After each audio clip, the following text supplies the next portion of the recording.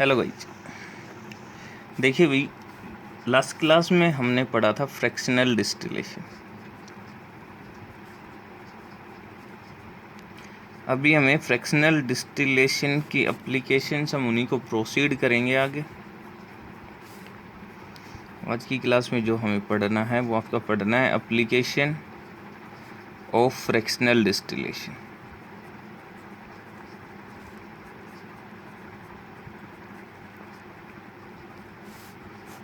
देखिए, इसकी दो एप्लीकेशन बेसिकली हमें पढ़नी है। सबसे पहले हमें पढ़ना है separation of component of air, ये हमें पढ़ना है।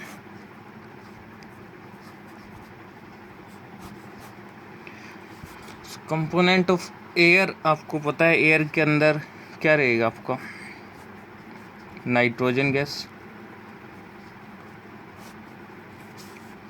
ऑक्सीजन गैस, आपकी आर्गन गैस और आपकी कार्बन CO2। बाकी बहुत सारी मिक्सचर रहेंगी बट उनका अमाउंट क्या रहेगा? बहुत कम।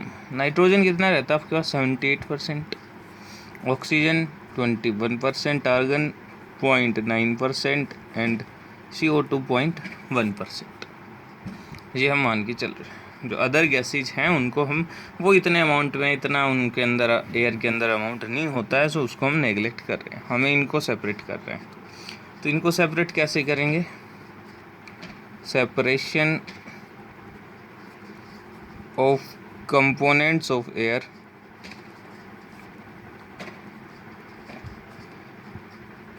is done by using fractional distillation।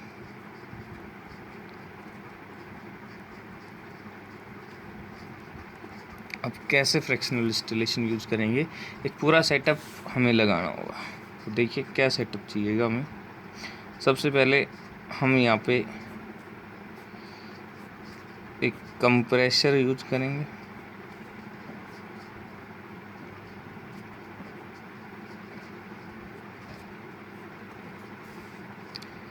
ये आपका इधर से कनेक्टेड रहेगा। यहाँ पे हम फिल्टर लगाएंगे।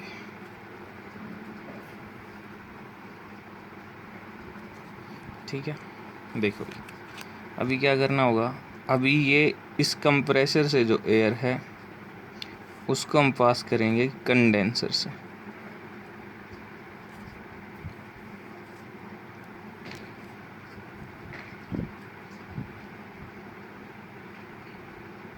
ये आपका कंडेंसर होगा। इधर से आपकी एयर फिर फर्दर हम पास करेंगे। फर्दर एयर किससे पास करेंगे? फर्दर एयर हम पास करेंगे सेपरेटर से।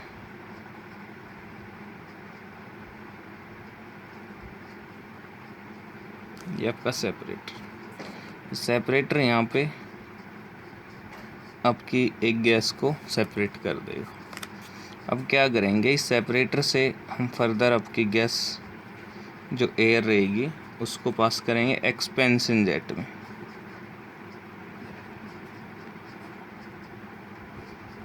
ये आपका एक्सपेंशन जेट। इस एक्सपेंशन जेट के अंदर एक्सपेंशन जेट से फिर हम क्या करेंगे, फिर आपकी एयर को हम पास करेंगे फ्रैक्शनेटिंग कॉलम से।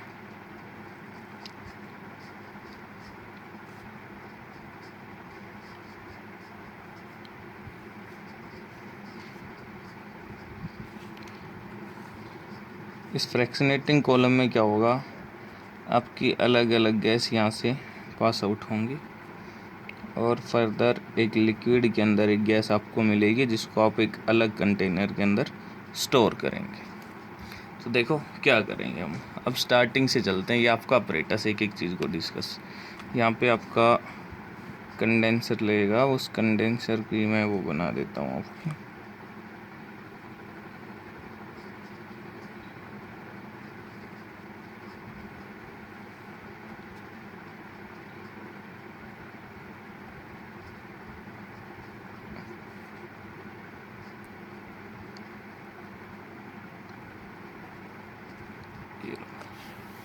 देखिए क्या होगा, यहाँ से हम एयर डालेंगे। क्या करेंगे, यहाँ से हम एयर पास करेंगे। आपका फ़िल्टर क्या करेगा, आपका फ़िल्टर जो एयर के अंदर सॉलिड इम्प्योरिटीज़ थे, डस्ट पार्टिकल हैं, स्मोक है, अनबर्न्ड कार्बन है, उसको फ़िल्टर करेगा और इधर से आपकी प्योर एयर आपकी जाएगी। यहाँ से क्या जाएगा, आपकी प्योर एयर आपकी मूव करेगी। ये क्या है आपका, ये आपका कंप्रेशर। कंप्रेशर क्या करेगा, यहाँ पे हाई प्रेशर लगाएगा, वेरी हाई प्रेशर यहाँ पे आपकी एयर पे एग्जर्ट करेगा। इधर से कौन मूव करेगा, कंप्रेस्ड एयर, आपकी कंप्रेस्ड एयर यहाँ जाएगी, ये आ गई यहाँ पे। ये अपरेटस, इसको क्या बोलते हैं हम, ये आपका कंडेंसर। इस कंडेंसर से हम कोल्ड वाटर पास कर रहे हैं। ये आपका इनलेट और ये आपका आउटलेट। कोल्ड वाटर पास करेंगे तो यहाँ पे टेम्परेचर क्या रहेगा, लो। आपको अब पता है लिक्विफिकेशन की कंडीशन क्या होती है for liquefaction of A gas.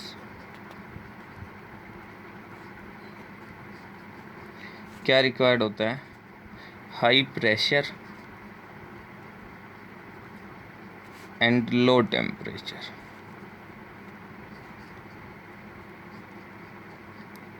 अगर आप इस डायग्राम को देखो तो यहाँ पे आपने क्या किया है, हाई प्रेशर लगाया है। कंप्रेस एयर आपने कंडेंसर से पास की जहाँ पे क्या है, लो टेम्परेचर। सो यहाँ पे आपकी गैस क्या हो जाएगी, लिक्विफाई। तो यहाँ से जब आपकी कंडेंसर से गैस जाएगी इधर, तो आपकी गैस क्या मिलेगी इधर, लिक्विड एयर। बट आपको ये भी पता है आपकी जो CO2 गैस है, कार्बन डाइऑक्साइड, वो क्या करती है, सबलाइम करती है, डायरेक्टली कन्वर्ट होगी फ्रॉम सॉलिड टू गैस और gas to solid without changing into liquid. So जब आप high pressure and low temperature की कंडीशन इस पे लगाएंगे, और जो गैसेज थी नाइट्रोजन, ऑक्सीजन, आर्गन, ये गैसेज क्या करेंगी, ये गैसेज आपके लिक्विड में कन्वर्ट हो जाएंगी। बट जो आपका CO2 है, वो CO2 क्या करेगा, CO2 डायरेक्टली चेंज होगा किस में, सॉलिड में। सॉलिड में ये आपका सेपरेटर, ये सेपरेटर क्या करेगा, जो आपका सॉलिड CO2 है उसको आपके लिक्विड से अलग करेगा, सॉलिड CO2 को सेपरेट करके अलग निकाल देगा। आपका लिक्विड जो एयर है, जिसके अंदर अभी क्या बचेगी, ऑक्सीजन, नाइट्रोजन एंड आपकी आर्गन गैस, वो आपके पास करेंगे। इधर आएंगे, ये आपका एक्सपेंशन जेट। अभी ये एयर आ गई आपकी किस में, एक्सपेंशन जेट में। एक्सपेंशन जेट के अंदर क्या रहेगा, आपका टेम्परेचर इंक्रीज करेगा। लिक्विड का टेम्परेचर राइज करोगे तो गैसियस स्टेट में जाएगा। देखो भी, एक्सपेंशन जेट में क्या करेंगे, हम एक्सपेंड करेंगे, बेसिकली लिक्विड को हीट करेंगे। वहाँ पे टेम्परेचर हाई रहेगा तो लिक्विड एक्सपेंड होगा और किस में जाएगा, गैसियस स्टेट में जाएगा। अब ये गैसेस किससे पास करेंगे हम, ये आपका फ्रैक्शनेटिंग कॉलम। फ्रैक्शनेटिंग कॉलम से इन गैसेज को हम पास करेंगे तो क्या होगा, यहाँ पे आपकी गैसेज जो हैं वो सेपरेट हो जाएंगी। इधर से निकलेगी नाइट्रोजन गैस, ये आपकी आर्गन गैस, और यहाँ पे ये लिक्विड के फॉर्म में क्या आ जाएगी, आपकी ऑक्सीजन गैस स्टोर करेंगे। अब ये एक्सपेंशन होगा, ये फ्रैक्शनेटिंग कॉलम जो आपका सेपरेट करेगा वो किसके बेस पे करेगा, वो आपको भी पता है, on the basis of difference in boiling point. तो ये चीज़ अभी मैं बताऊंगा, फिर से मैं एक बार इसको एलेबोरेट कर रहा हूँ। इधर से आपने एयर डाली, फिल्टर ने आपका डस्ट पार्टिकल, सॉलिड इम्प्योरिटीज़ को रिमूव किया, अंदर प्योर एयर गई। कंप्रेशर ने हाई प्रेशर लगाया, कंडेंसर ने लो टेम्परेचर प्रोवाइड किया, जिसकी वजह से आपकी एयर का लिक्विफिकेशन हो गया। बट एयर के अंदर CO2 है, वो क्या करती है, आपकी सबलाइम करती है। सो डायरेक्टली सॉलिड में कन्वर्ट होगी विदाउट चेंजिंग इनटू लिक्विड। आपका सेपरेटर एयर से सॉलिड CO2 को अलग कर देगा, सेपरेट करेगा, बाकी लिक्विड गैसेज को एक्सपेंशन जेट से हम पास करेंगे। एक्सपेंशन जेट में टेम्परेचर हाई रहेगा तो गैसेज, आपका लिक्विड एक्सपेंड करेगा और किस में चेंज होगा, गैसेज में, उनको हम पास करेंगे। फ्रैक्शनेटिंग कॉलम में, जहाँ पे आपकी गैसेज सेपरेट हो जाएंगी on the basis of boiling point. ये आपका पूरा सेपरेशन। अब कैसे बॉइलिंग पॉइंट पे सेपरेट हो जाएंगी वो देखो। ये आपका बॉइलिंग पॉइंट और ये इधर मैं लिख रहा हूँ आपकी गैसेज। ऑक्सीजन का बॉइलिंग पॉइंट होता है -183। आर्गन गैस का जो आपका होता है -186। एंड नाइट्रोजन गैस जो आपकी होगी, नाइट्रोजन का आपका जो बॉइलिंग पॉइंट रहेगा वो रहेगा आपका -196। ये आपका क्या है, boiling point of different gases. किस में है, डिग्री सेल्सियस में। किसके अंदर आपका डिग्री सेल्सियस में। देखो अब यहाँ पे बॉइलिंग पॉइंट देख के आपको क्लियरली दिख रहा होगा, कुछ बच्चे कंफ्यूज भी होंगे यहाँ पे देखना कि आपकी कौन सी गैस पहले बॉइल करेगी। देखो सपोज करो आपके पास लिक्विड था। सबसे पहले तो हम ये बात करते हैं, आपका -200 डिग्री सेल्सियस और एक है आपके पास -210 डिग्री सेल्सियस, 210 डिग्री सेल्सियस आपके पास ये है। कौन सा टेम्परेचर हाई है, ये वाला या ये वाला? कौन सा टेम्परेचर हाई है? ये आपका हाई टेम्परेचर है या आपका लो टेम्परेचर है। क्यों? बिकॉज आगे नेगेटिव लग रखा है। हमें पता है -1 degree Celsius is lower temperature than 0 degree Celsius. So negative में टर्म जितनी ज़्यादा बड़ी होगी उतनी ही क्या रहेगी, स्मॉल रहेगी मैग्नीट्यूड में। ये आपका दैट मीन्स ये टेम्परेचर क्या है, लो, ये क्या है, हाई। तो यहाँ पे भी बॉइलिंग पॉइंट किसका लो है, नाइट्रोजन का, उससे ज़्यादा आर्गन का, उससे ज़्यादा ऑक्सीजन का। सपोज करो आपका जो लिक्विड था, जो आपकी लिक्विड एयर थी, हमने कंसिडर किया वो -200 डिग्री सेल्सियस पे लेके गए हम उसको, लिक्विड में चेंज था। एक्सपेंशन जेट में आपने क्या किया, एक्सपेंशन जेट के अंदर टेम्परेचर इंक्रीज करना स्टार्ट किया। टेम्परेचर इंक्रीज हुआ और जैसे ही टेम्परेचर कितना आया, -196। जैसे ही टेम्परेचर कितना है, -196 डिग्री सेल्सियस, क्या हो जाएगा, जो आपकी लिक्विड था उसके अंदर जो नाइट्रोजन प्रेजेंट थी वो कम्प्लीटली किस में चेंज हो जाएगी, N2 जो लिक्विड था वो किस में चेंज हो जाएगा, गैस के अंदर। जैसे ही गैस के अंदर होगा वो फ्रैक्शनेटिंग कॉलम से पास करेगा, जिसके अंदर वही आपकी ग्लास बीड्स रहेंगी। इस टेम्परेचर पे कुछ वेपर्स आर्गन और ऑक्सीजन के भी बनेंगे due to evaporation, but fractionating column क्या करेगा, उनको glass beads large surface area provide करेंगे और उनको कंडेंस कर देंगे। तो जैसे ही -196 डिग्री सेल्सियस टेम्परेचर आएगा, N2 जो है वो कम्प्लीटली गैसेस स्टेट में चेंज हो जाएगी और आपका फ्रैक्शनेटिंग कॉलम उसको सेपरेट करेगा। फर्दर आप टेम्परेचर इंक्रीज करोगे, -186 डिग्री ले जाओगे, आपका आर्गन किस में चेंज हो जाएगा, गैस के अंदर आपका चेंज हो जाएगा और उसको भी आप फर्दर फ्रैक्शनेटिंग कॉलम से सेपरेट करो। अभी आपका क्या बच जाएगा, सिर्फ और सिर्फ ऑक्सीजन। उसको आप लिक्विड ऑक्सीजन को सिलेंडर में फिल करोगे, जो आपके हॉस्पिटल्स में यूज होती है। आपने देखा होगा हॉस्पिटल्स में जो ऑक्सीजन सिलेंडर जाते हैं वो ऐसे ही आपके फिल किए जाते हैं। सो आपका जो सेपरेशन हुआ लास्ट में वो किसकी वजह से हुआ, फ्रैक्शनेटिंग कॉलम की वजह से, डिफरेंस इन बॉइलिंग पॉइंट, इसलिए यह उसकी एप्लीकेशन है। तो अब लिखते हैं हमने क्या किया। फर्स्ट तो देखिए अभी लिखते हैं हमने क्या किया। Firstly air is passed through filter which remove solid impurities.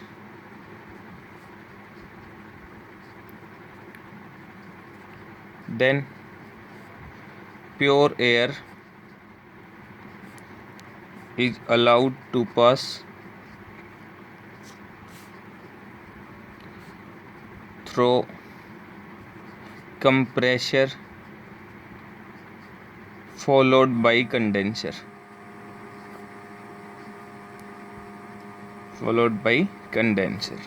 Which results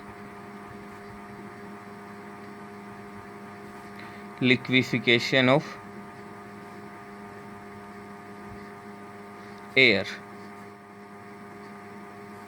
but on liquefaction CO2 directly convert into solid which is separated by, किससे सेपरेट करेंगे भाई, separator. Now liquid air is allowed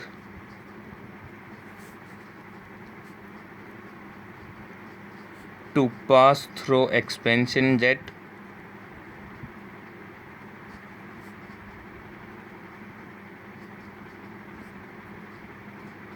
where temperature is high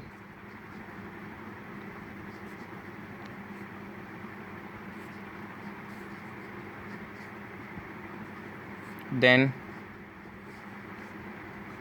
these gases are passed through fractionating column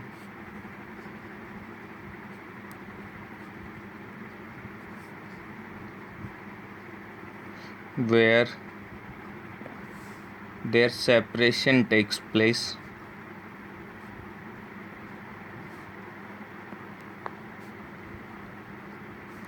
on the basis of difference in boiling point.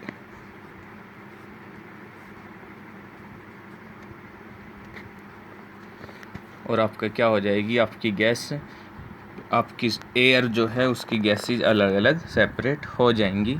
सो ये आपकी first application fractionating column की.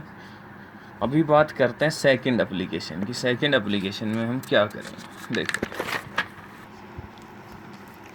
सो अभी second application की हम बात करते हैं. जो सेकंड एप्लीकेशन है वो हम बोलते हैं purification of water.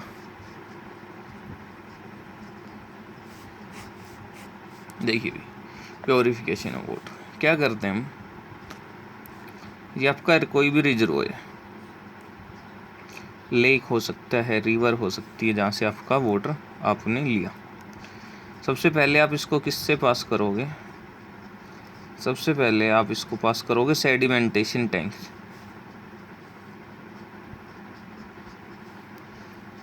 Sedimentation tank से पास करने के बाद आप क्या करोगे, देन आप इसको पास करोगे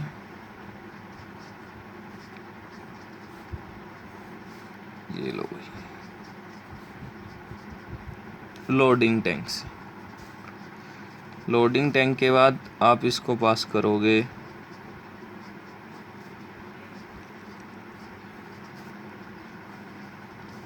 फिल्ट्रेशन टैंक से. और एट लास्ट आप इसको पास करोगे क्लोरीनेशन टैंक से.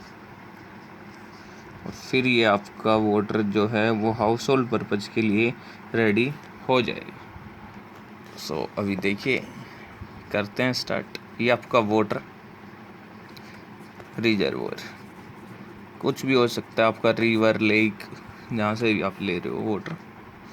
ये आ गया वाटर इसमें. ये कौन सा टैंक है आपका, इसको हम बोलते हैं सेडिमेंटेशन टैंक. यहाँ पे क्या होगा, ये क्या करेगा, इट रिमूव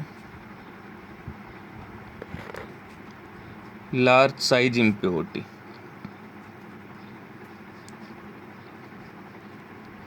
ये आपकी लार्ज साइज इम्प्योरिटीज़ को रिमूव करेगा. या फिर हम बोल रहे हैं suspension impurities. Suspension impurities, suspension क्या होते हैं, आपके वो सॉल्यूशंस जिनके वो हेट्रोजीनियस मिक्सचर जिनके particle size greater than 1000 nanometre रहेगा. फर्दर अब इसको किससे पास करेंगे हम, फिर हम इसको पास करेंगे आपके लोडिंग टैंक से. इसके अंदर क्या डाला जाएगा, इसके अंदर डाला जाएगा पोटासेलम. एक कंपाउंड होता है K2SO4 Al2SO4 whole thrice .24H2O. पूछता है कई बार एग्जामिनर, आपको याद रखना है। क्या होता है potassium K2SO4Al2SO4 whole thrice dot 24H2O। ये क्या करेगा, पोटासियम आपका कोगुलेशन करेगा और किसको रिमूव करेगा, रिमूव कोलोइडल इम्प्योरिटीज।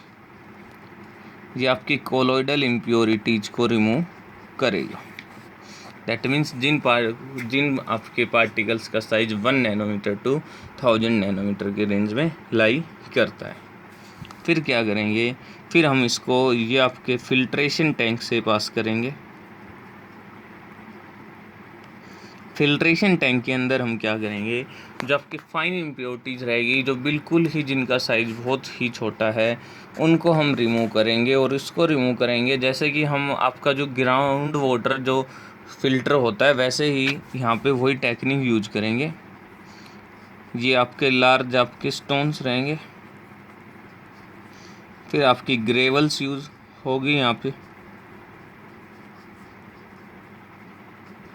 एंड फिर यहाँ पे आपकी फाइन सैंड हम बिल्कुल रखेंगे।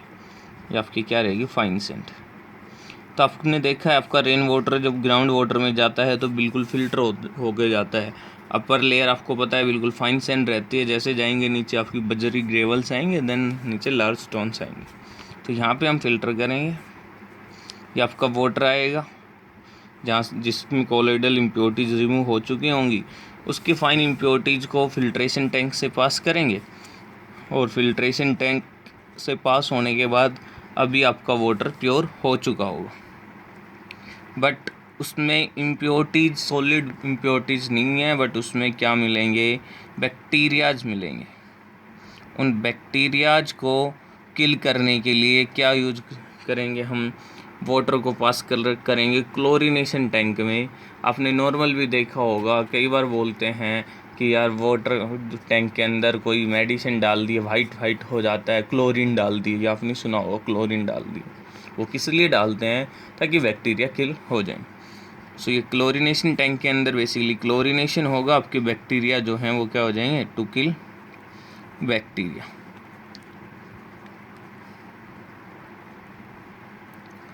अभी जो वाटर आएगा वो आपका प्योर वाटर रहेगा, जो किसके लिए यूज होगा, डोमेस्टिक यूज के लिए आपका स्टेबल रहेगा। फिल्ट्रेशन टैंक में फाइन इम्प्योरिटीज़ रिमूव होंगी, यहाँ पे लोडिंग में कोलोइडल, सेडिमेंटेशन में आपकी लार्ज इम्प्योरिटीज़ रिमूव होंगी। क्लोरीनेशन आपके बैक्टीरिया किल करेगा। पोटासियम आपका एक इलेक्ट्रोलाइट है जो यूज होगा किसके अंदर, लोडिंग टैंक के अंदर, किसको रिमूव करने के लिए, कोलोइडल इम्प्योरिटीज़ को रिमूव करने के लिए। सो देखो क्या होगा, step 1, water from reservoir is passed through sedimentation tank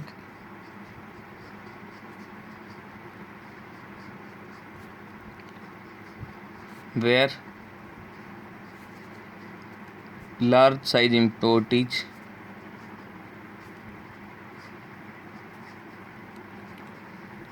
are removed. Step 2 में क्या होगा, नाउ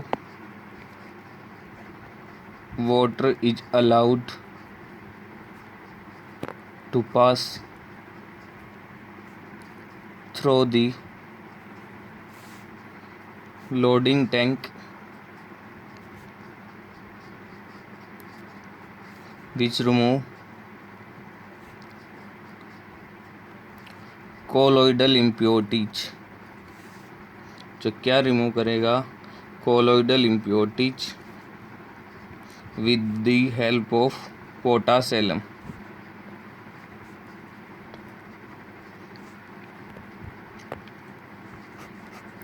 पोटासियम क्या करेगा, आपका पोटासियम डू कोगुलेशन। ये क्या होता है, ये हम आगे जाके पढ़ेंगे, अभी आप याद रख लो क्या करेगा, आपका कोगुलेशन आपका करेगा, जिसकी वजह से आपकी कोलोइडल इम्प्योरिटीज हम रिमूव करेंगे। अभी स्टेप 3 में क्या करेंगे भाई, अभी जो आपका वाटर है उसको किससे पास करेंगे? Now water is passed through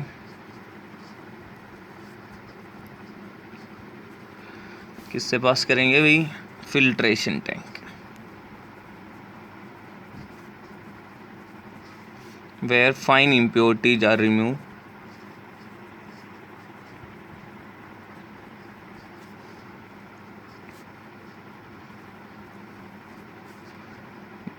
by the filtration technique.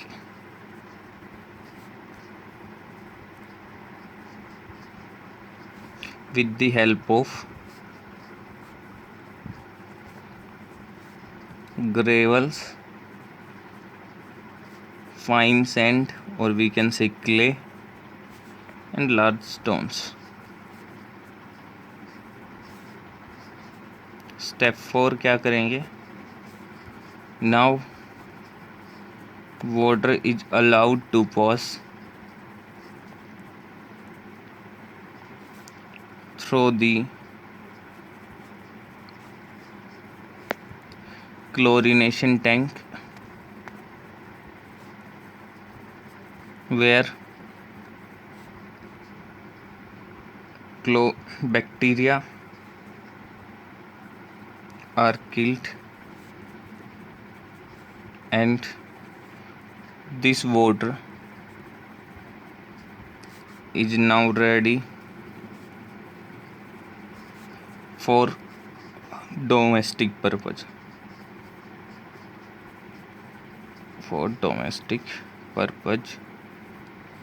Use. So ये आपका क्या था? सेकंड आपकी एप्लीकेशन थी जिसके पे हम क्या करते हैं? फ्रैक्शनल डिस्टिलेशन हम यूज करते हैं। सो ये आपका प्योरिफिकेशन ऑफ वाटर, ये आपकी एप्लीकेशन जो आपको देखनी है। इनको एक बार रीड आउट करना, अच्छे से स्टडी करना, कैसे कौन कौन से स्टेप्स आपके प्रोसीड होते हैं। बाकी फिर मिलते हैं नेक्स्ट लेक्चर में एक नई टेक्निक के साथ। Stay safe, stay healthy. Thank you.